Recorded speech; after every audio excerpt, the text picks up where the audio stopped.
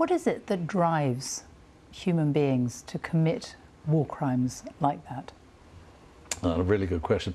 I mean, war has been around ever since man has been societal. We've had wars of aggression, we've had theological wars, philosophical wars. You name it, there's been a war fought in its name. And looking to the future, we're going to have resource wars, water wars, and many other types of wars which are going to be resolved by war or law. We've got to change the architecture of international law, for instance, for environmental crimes, for ecocide. But I think there are different aspects. Different cultures deal with war in different ways.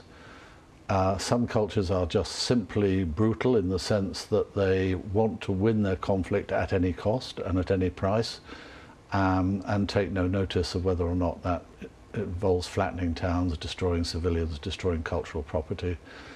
Others are more cautious, others obey the Geneva Conventions and protocols in a much more managed way. Western armies, by and large, now have lawyers embedded with them for targeting purposes. I've not seen any evidence of that so far in the Ukraine.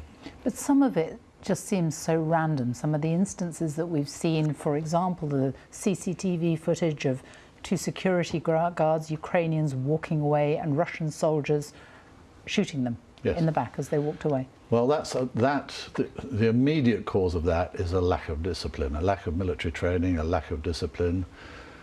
I've read, I don't know it firsthand, but I've read from some American military commentary that it's the lack of a proper non-commissioned officer base who would bring that sort of discipline down to the front line. And that is lacking, it seems, in the Russian military. And a lot of people are simply doing whatever they want at the time because they think they can get away with it. And will they get away with it? No.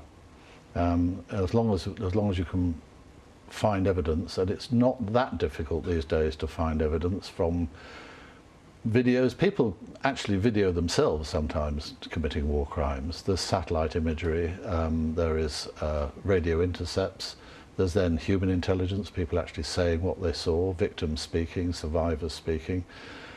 You won't necessarily get hold of the person who does it immediately, but it's amazing how in the end most people who've been committing really serious war crimes have come to trial. And I think we were told at the Yugoslav tribunal we'd never get Milosevic, Mladic or Karadzic.